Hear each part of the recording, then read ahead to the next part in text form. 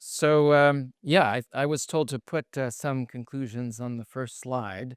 I will do that. Yeah, so hopefully slightly provocatively, but really following on from what Alan was saying earlier, if alignment and control is increasing and we're getting better at that, does that immediately lead to human flourishing?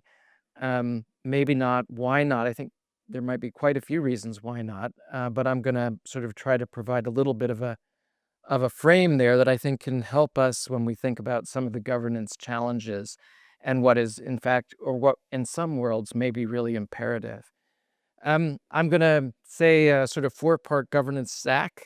These are not meant to be, I'm not really trying to be exclusive in what I'm saying, or comprehensive, I guess, in what I'm saying, but I do find it kind of helpful to think about a kind of four-tiered stack a little bit, and then technical components of each one. So that's where I'm going. So starting off here with this question of does better alignment and control lead to more flourishing?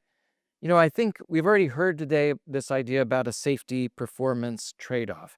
I think a lot of people think about the problems that we're facing in that way, and you might think about, creating recursively improving systems.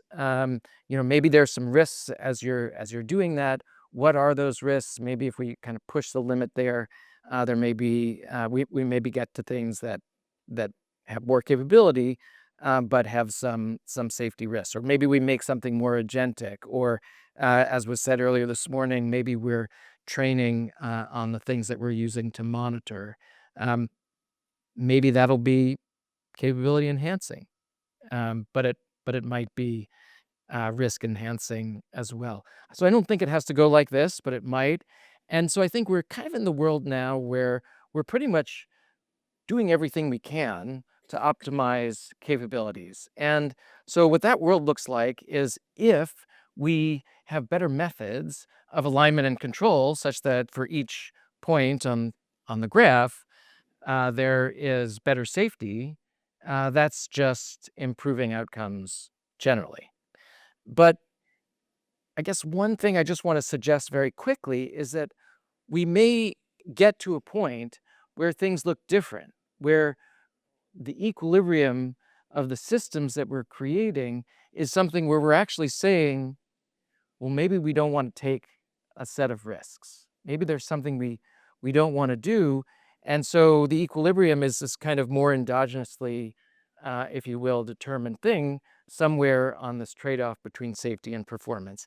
And in a situation like that, if we go off and do alignment and control work, there isn't really any guarantee that that is improving safety very much, or in fact, that it's improving safety at all. Um, and so in that kind of world, we certainly have to think about other things. And I think I would like to say that some of the governance things that we've been already talking about today are the kinds of things that really become even more critical. So I want to talk, I sort of want to fly over some terrain to think about how would we kind of instantiate governance internationally. And I think I'll just talk in terms of red lines, not because that's what governance should be or that's where we should go, but just as a kind of useful simplification. And so I think layer one, and again, this is a kind of a tiered stack, is sort of scientific understanding of governance needs. I don't think we have that when it comes to even red lines. We have kind of, some people say philosophical red lines, but do we actually have actionable red lines? Maybe some, but in a lot of cases, probably we don't have that. So, people are talking about risks that relate to recursive improvement. But that's something that most of the companies, or many of the leading companies, are working on. So if there's some cliff out there, then we're sort of marching towards that cliff. And I think some people have sort of had the idea that, well, if we just say there's a cliff, then people will stop marching. Or maybe they should stop marching, but so far they haven't stopped marching. So given that they haven't, what else can we do?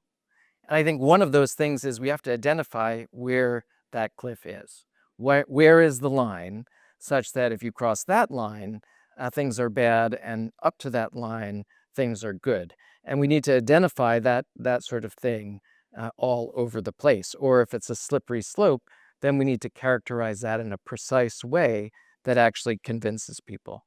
So once we do things like that, I think we have some governance options that we can start to think about. And so layer two is maybe the civilian governance realm.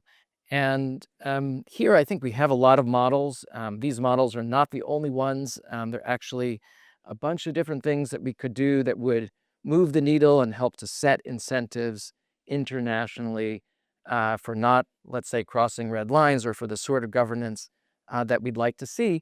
And one of the things these institutions that I put up there, these are international institutions, the Financial Action Task Force, the International Civil Aviation Organization, the International Maritime Organization. All of these and others have something in common, that they're not actually auditing firms. They're auditing jurisdictions to see if those jurisdictions have appropriate regulation, and in some cases, whether they're actually enforcing that regulation.